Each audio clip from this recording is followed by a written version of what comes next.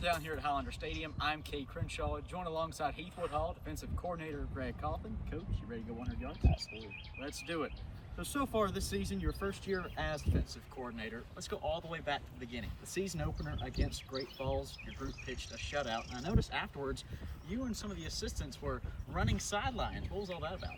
We challenged the kids and we told them we would do some gassers if they pitched a shutout, and we hoped they weren't going to forget about that, but they didn't even forget about it. Didn't even make it to the bus before they remembered about that. So, Were you a little bit out of breath at the end? I think I pulled a hamstring.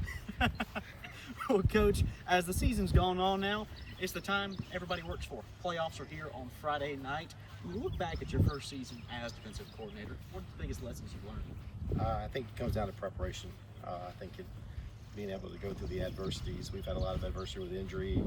I think it also comes down to being able to challenge the kids and being able to have that fine line of getting on them to perform, but also realizing that they are kids. On this field, you're known as coach.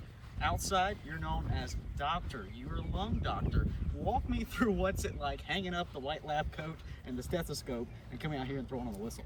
Well, my patients actually think it's kind of cool. I pretty much, 2:30, start looking at the clock, start getting anxious. I got practice and literally change clothes in my office and run down to the car and come out here and it's practice time. You've got Porter Gaud on Friday night, a team you've already seen once this season, and they're a run-heavy offense. What's the biggest challenge that the Cyclones will present you?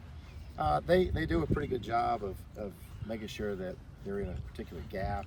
They want to challenge us from standpoints of challenging our physicality, challenging our ability to be sound and get out there and play. It's essentially they get out here and play. So if we let up or pretty much don't bring our 100% effort, then we'll have a hard time getting them off the field.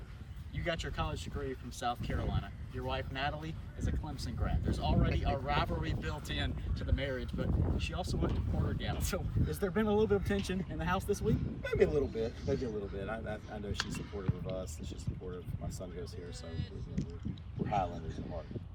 He's Greg Cauthen. I'm Kay Crenshaw. That's 100 yards.